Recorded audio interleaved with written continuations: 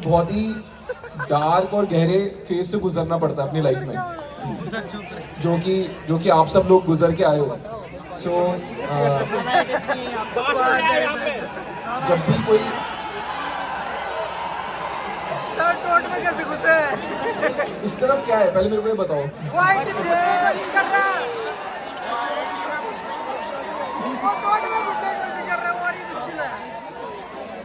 कोई बाहर लोग हैं, उनको अंदर आने की जगह नहीं मिल रही, ऐसा है क्या कुछ? यार वो तो अब मेरे को एक बात बता दो, तुम सारे इतने पढ़े लिखे लोग हो सब, 4 स्पीकर उल्टे करके लगा देते।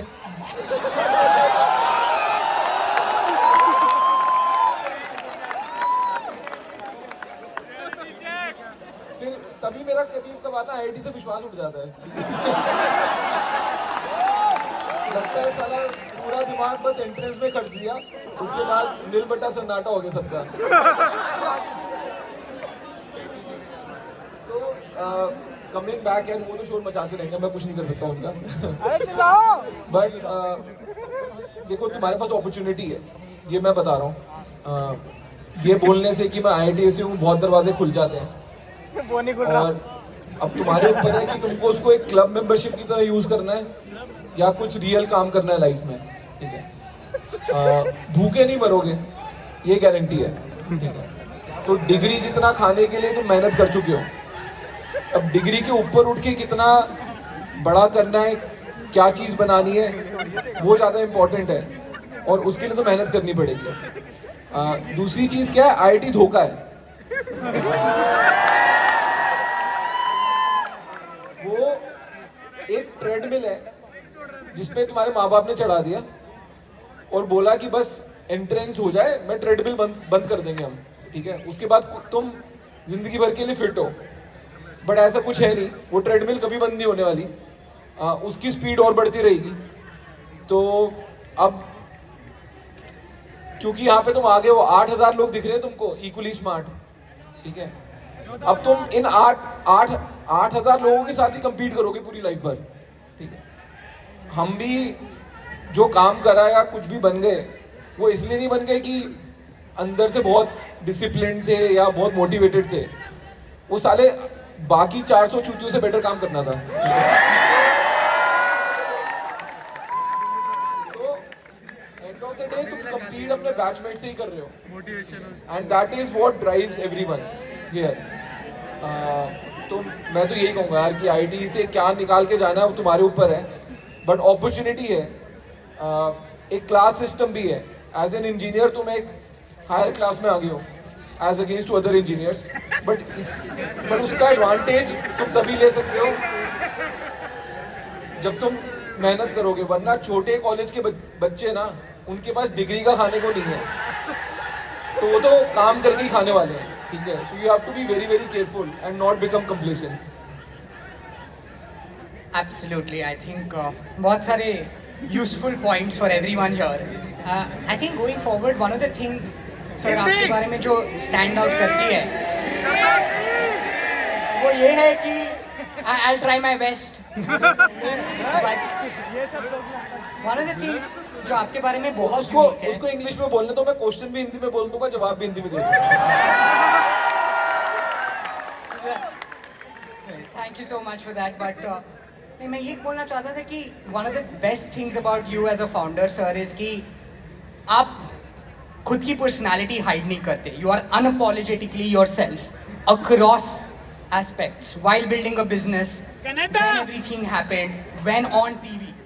So आपने all throughout अपने खुद की पर्सनालिटी मेंटेन की है. यहाँ पे बहुत सारे लोग हैं, including if I may speak for everyone, जो खुद की पर्सनालिटी से डरते हैं ऑलमोस्ट. आप उनके लिए क्या बोलना चाहोगे?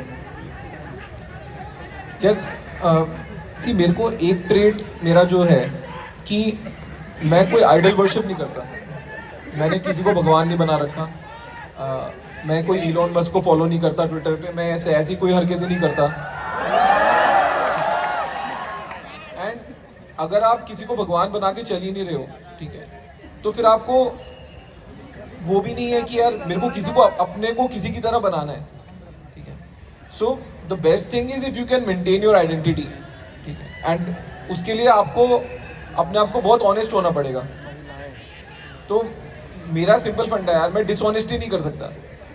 आपको बड़ा बिजनेस बनाना है, मार्केट क्या बोल रही है आपको ऑनेस्टली सुनना पड़ेगा, ठीक है। और इसलिए वो ऑनेस्टी आने के लिए आपके अंदर से आनी चाहिए वो ऑनेस्टी। एंड कभी कभार क्या होता है कि वो मार्केट में चल जाती है तो चल जाती है उसका कोई रीज़न नहीं है। अब मेरी पर्सनालिटी कुछ लोगों को बहुत खलती है, कुछ को लगता है बहुत ब्रैश है ये, ठीक है, गाली गलौज करता है, गुस्सा करता है, बट मैं दिल्ली वालों में क्या करूं, ठीक है मतलब मेरे लिए गाली देना पंक्चुएशन मार्क है यार।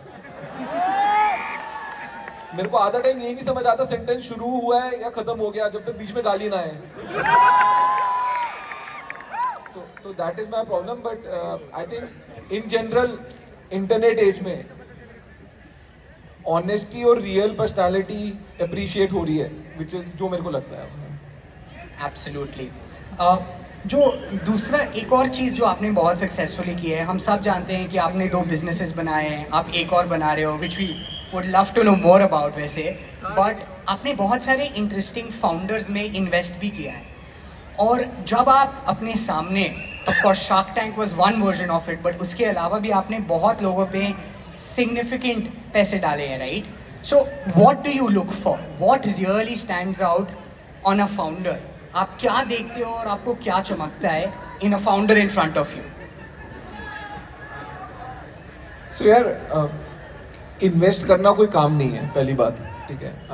एंड मैं क्लियर करना चाहता हूँ, शार्क टैंक में शार्क्स फेमस हो गए, ठीक है, और लोगों ने लुक अप टू करने लग गए शार्क्स को कि अरे हमको भी शार्क बनना है, हमको भी इन्वेस्टर बनना है। बट वो एजेंडा ही नहीं था शार्क टैंक का। शार्क टैंक का एजेंडा ये था कि फाउंडर्स को हीरो बनाओ, बट अनफॉर्चुनेटली हुआ क्या कि हीरो बन गए सारे के सारे शार्क्स।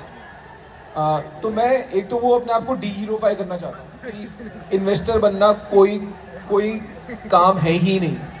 आपको सिर्फ बैंक में पैसे चाहिए और चेकबुक चाहिए हाथ में इन्वेस्टर बनने के लिए, कोई और स्किल नहीं चाहिए। मैं इन्वेस्टर इसलिए बना क्योंकि मेरे को जेन्युइनली लगता है कि startup is the next big thing India में, और जो बड़े बिजनेसेस बनेंगे वो आज की डेट में टेक बिजनेसेस की तरह शुरू होंगे। तो मेरे पास कभी भी जब भी जितना भी वेला पैसा आया, 2 ऑप्शन है, या तो हम बेकार की प्रॉपर्टी खरीद लो, या आप एक एक्टिव बिजनेस में इन्वेस्ट करो जहाँ पे कोई और फाउंडर की हेल्प हो जाए। तो मैं इन्वेस्ट सिर्फ उस ऑब्जेक्टिव से करता हूँ, ठीक है। इन्वेस्टर बनना कोई कूल चीज़ नहीं है, सबसे अनकूल बेकार चीज़ है। और मैं जो देखता हूँ वो बंदा ही देखता हूँ या बंदी देखता हूँ कि इसमें दम है या नहीं है।